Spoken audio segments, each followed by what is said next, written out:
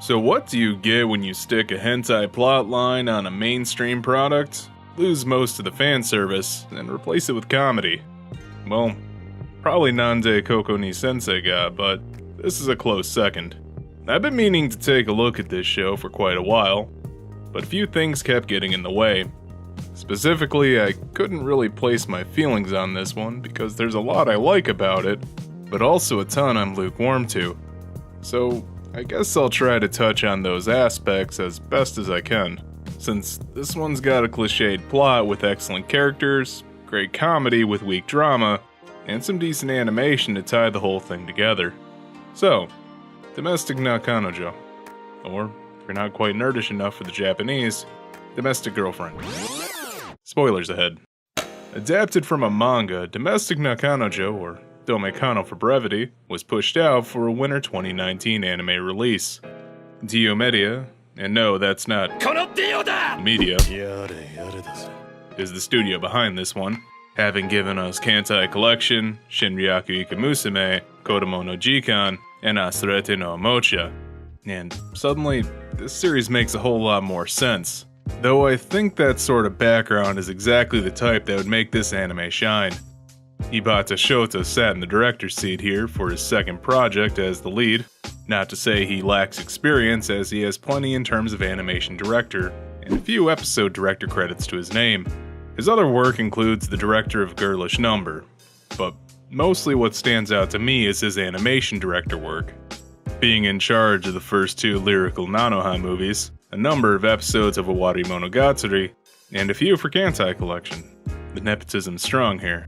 His eye for animation definitely comes across, as many of the shots here were beautifully composed, telling me he had a vision for the animation. But looking towards the series composer, I find myself intrigued more. Tatsuya Takahashi handled the script for this one, another person who has quite a bit of work in animation, further cementing my idea that the creative team behind this definitely knew how they wanted this series to look. Unfortunately, that's about where my praise ends for him. Not much of his work really jumps out to me besides Cinderella Girls, the currently airing Kenja no Mago, and Tonari no Kyuketsuki-san, the last of which I remember being pretty bland overall in terms of script. Well, perhaps the voice cast is what saves it. With three leads, Maya Uchida's performance as Rui really left an impression on me. It takes talent to make a kudere relatable or sympathetic, but she's got experience, so I suppose that's to be expected. Starring in Shu Nibio, Cinderella Girls, and a whole host of other series. Her performance for this one definitely was the highlight, since it won me over on a character I was ready to hate from the start, making her not just my favorite of the series, but of the winter 2019 season. Hikasu Yoko brought up the rear with Hina, another experienced actor with a long history. No joke, she voiced Mio and Keion, Shino from Seitokai Yakuin Domo, and Saki from Rokubu. And those are just a few people have probably heard of. She perfectly portrayed the sweet, fun-loving nature of Hina in this series, and I think her experience allowed her to demonstrate the emotional depth of the character's range. Finally, Yashiro Taku as the main guy, Natsuo, did a decent job. He doesn't have nearly as much experience as his co-stars here, but he did a great job keeping Natsuo a likable protagonist despite his horrible decisions, conveying his anger, frustration, and pure bliss perfectly. As for his other work, he played Flame in Yu-Gi-Oh! Vrains, I guess that's how that's pronounced, Tsubasa in Idolmaster Side M, and not too many others worth mentioning. I would expect to see more from him in the coming years, since he's also done a few song performances and theme songs in the shows he's acted in. So I guess that's what we're left with. A staff heavily invested in animation and a talented cast. But will that be enough to win this show over with me? Let's dig into the opening first. It's been a while since I've fallen in love with an opening. Just about every level of it works for this show. Beautiful, striking artistic visuals with a nice juxtaposition of color and grayscale, introducing and showing the conflict of the central characters. Hina and Rui racing off in the rain tells a short narrative that mirrors the plot of the series, that they're both vying for Natsuo. The song itself is so powerful. I'm a sucker for a piano anyway, but the notes here convey the mania this series is going for with its drama. The whole thing builds from this quiet whisper to thundering riffs. Then there's the vocals. It almost sounds like a deliberate stumble through the lines, as the singer is struggling to keep up with her train of thought, trying to communicate just how hard love is to her significant other, reflecting Natsuo's own inner turmoil, confessing his feelings to Hina and how he feels about Rui. It's so raw and emotional. I absolutely love it. I simply could not bring myself to skip this opening each episode, simply due to how awesome it was. So our series begins with our main character, Natsuo, a high school student who aims to become a novelist and has a massive crush on his teacher.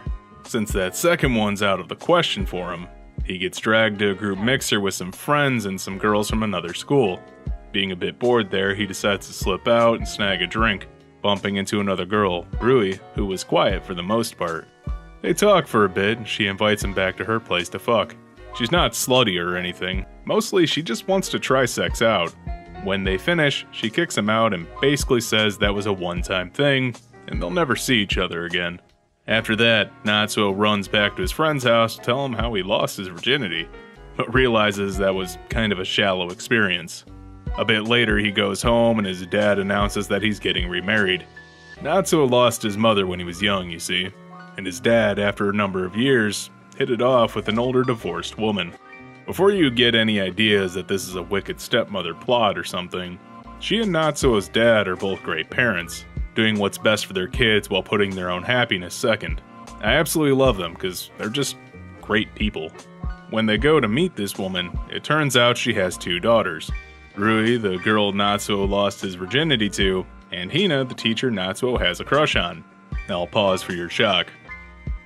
The marriage goes off without a hitch and the two families move in with one another, putting Natsuo in a house with two girls he's either fucked or wants to fuck. Though Rui nips anything in the bud by telling him to forget that they've had sex. Being a teenage boy, Natsuo wants to get with Hina since he loves her and all, but finds out she has a boyfriend already. In fact, it's a secret boyfriend because he's cheating on his wife with her. That pisses Natsuo off and he confronts Hina. He forces a kiss on her and she slaps him for it. Then she pounces on him to show him he's not ready to be an adult. Both he and Rui run away from home, ending up at Natsuo's friend's house on sheer circumstance. They then formulate a plan to get Hina to break up with this guy. After some misfires, they bump into him by coincidence and convince Hina to call it off.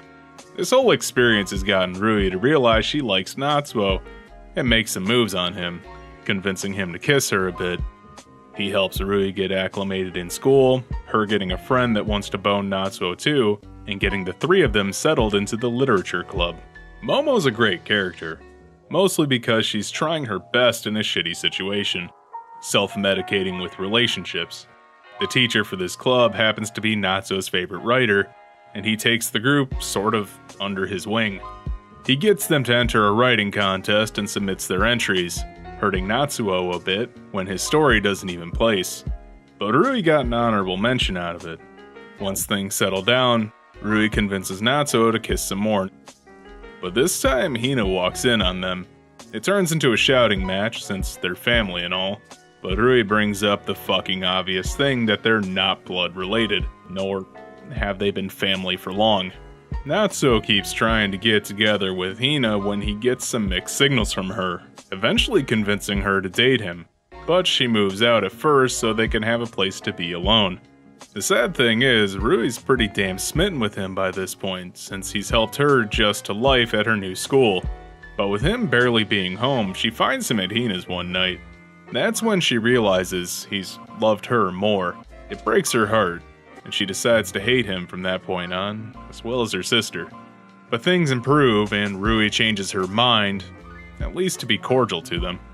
At a beach trip, Natsuo and Hina sneak away to bone in her hotel room and exchange a promise to get married once Natsuo graduates.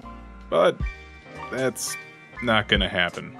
A photographer took the most bullshit shot I've ever seen in cinema and noticed these two kissing in the background of it. Just chalk it up to contrived plot drama and move on.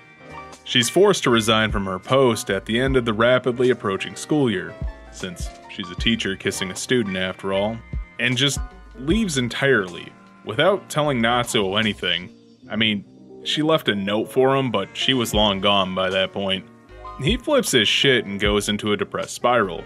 After a short while, some friends pull him out of it, and he manages to turn that pain into something by writing a book that wins him a literature award and some connections at a publishing firm. He heads home and tells Rui, and she pounces on him, telling him with Hina out of the way, she's not gonna hold back. And at this point, I lost my shit, because Rui deserves so much fucking better. So, let's get into what I like about this show. Characters are this series' strong suit through and through. Natsuo is a pretty solid protagonist for us to stick with through this. Something about his character just makes him feel three-dimensional. Mostly because, unlike many other teen boys you see in anime, he doesn't just think with his dick. Not that he doesn't at some points, but it's just not doing all the work here. Particularly, I liked his life goals. He plans on becoming a novelist like his personal idol, and works diligently to get stories written, showing some real drive. That's what motivates him more in this story than his desire to be with Hina. And I actually like that, since it makes this anime feel like it's more than just some romance drama. But on top of that, he's just a decent guy, often looking out for others and helping them get to a better place, simply because that's the type of guy he is. Him deciding not to sleep with Momo and instead cook her dinner just to spend some time with her made me respect him quite a bit, since he was probably the first guy in her life to not take advantage of her depression. So a character with clear goals outside of getting into a romance definitely is to this story's benefit. But Akudere is an easy character type to screw up, and Rui is a great example of how to do one right. First and foremost, the archetype feels more organic than simply slapping the label on her and the author running with it as so many series do. Rui's an independent, stubborn, and asocial character, making her general lack of interest in others a consequence of those traits. Hina even admits that she admires Rui's ability to do what she wants without caring how others view her. If she just wants to read a book and voice her opinions, she's perfectly comfortable doing so, even if her opinion offends others. Her banter with Natsuo is also a saving grace, since it shows depth, that she's not just one note. And the humor is what lets the characters shine most. Rui and Natsuo have great chemistry that's on display in this scene where they're tracking Hina to see what she does after school. It invokes buddy cop stakeout scenes through a childish lens, capturing the awkwardness of teenage years where they still have that childish mindset, but are embarking on a uniquely adult issue, tracking down where their big sister is having this affair at. But I really feel like parallels are a big theme in this series, where Hina and Rui are opposite in personality despite being sisters. Hina being outgoing and thinking of others on the surface, but selfish deep down. It's a bit interesting how Rui and Natsuo's budding relationship in the early parts of the series has a sweet, innocent tone with some cute comedy moments, but Hina and Natsuo's relationship in the second half really feels like it's meant to show how gray things can get in adulthood. There's no clear black and white, and their relationship is entirely serious from the outset. There isn't really childish flirting or the like. It's more, here's my key and we bone before dinner. Basically, what we've seen from Hina's relationship before, with more physical intimacy than emotional connection on display. Whereas with Rui, we see her making subtle hints, hanging around Natsuo, caring for him like you would expect from a high school romance. Innocence versus experience springs to mind. And that sets up a complex dynamic. It shows that the harder one tries to be an adult, the more complicated and highs in emotion there are.